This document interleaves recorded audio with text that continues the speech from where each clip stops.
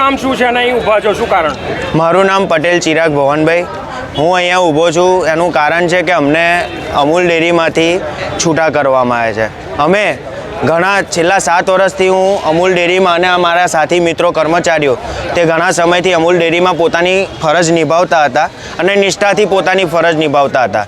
પરંતુ 16 તારીખને રાતોરાત ફોન આવ્યા કે તમને તમારી ફરજ પરથી મુક્ત કરવામાં આવે છે. કોઈ કારણ નહીં, કોઈ કશું જે એમની પાસે કોઈ એવિડન્સ એ નહોતો કે ભાઈ તમે ડેરીનું અહિત કર્યું છે એમ. તેમ છતાંય અમને ખાલી ફોનથી એમ કહેવામાં આવે છે કે તમે રાતોરાત છૂટા કરવામાં આવે છે. આ બાબતે અમે જ્યારે રજૂઆત કરીએ છીએ ત્યારે એમ કહેવાય છે કે તમે એમડી સાહેબ દ્વારા તમને નીકાળવામાં આવ્યા છે કે પપ્પુભાઈ દ્વારા તમને નીકાળવામાં આવ્યા છે. પણ અમને કંઈ કોઈ રીઝન એવું મળતું નથી કે આ કારણોથી તમને અગમ્ય કારણોથી તમને છૂટા કરવામાં આવે છે. તો આનું કારણ શું કે આવો અન્યાય અમારી સાથે શું કામ? આ પહેલાં આવું ક્યાં બનેલું ખરું? અગાઉ પણ આવું બન્યું હતું 6 મહિના પહેલાં, પણ ત્યાંના અમુક સમજણથી પછી અમને પાછા લેવામાં આવ્યા. પછી પણ આ જ રીતનું સિસ્ટમ ચાલુ થઈ ગઈ પાછી. હાલ જે પૂર્વ જે ધારાસભ્ય કેસરી સિંહે પણ આ બાબતે મુદ્દો ઉઠાવ્યો છે, શું કહેશો? કેસરી સિંહે આ બાબતે મુદ્દો ઉઠાવ્યો ઘણી સારી બાબત છે, કેમ કે એમને ખબર છે કે આ ખોટું થઈ રહ્યું છે, જેના કારણે તેમને લાગ્યું કે આ મુદ્દો ઉઠાવવા જેવો છે અને ખોટું છે, અને વાસ્તવિકમાં બી ખોટું જ છે આ વસ્તુ. આ બાબતે શું કરશો આગળ જો તમારા ફેવરમાં કામ નહીં કરવામાં આવે તો?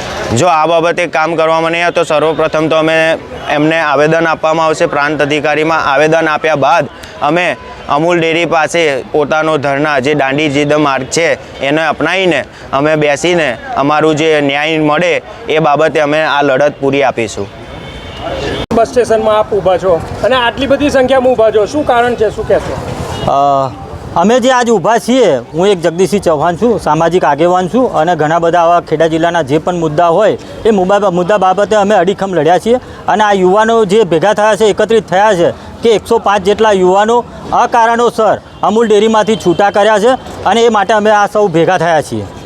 શું છે તમારી માગો?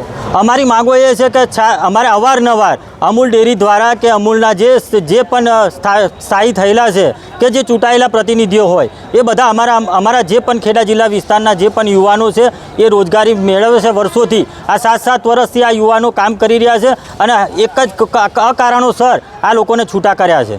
આ પહેલાં જ્યારે કોંગ્રેસ અહીં અમૂલ ડેરીમાં હતી ત્યારે આ કોઈ પ્રશ્ન બનેલો છે ખરો? આમાં એક વસ્તુ છે કે અમૂલ એક સહકારી સંસ્થા છે, અને એ સહકારી સંસ્થામાં ભાજપ કે કોંગ્રેસ કોઈ આવતું નહીં. આ એક અમારી પોતાની અમારા ખેડૂતોની ડેરી છે અને અમારા પશુપાલકોની ડેરી છે. આ કોઈ રાજકીય અખાડો નથી.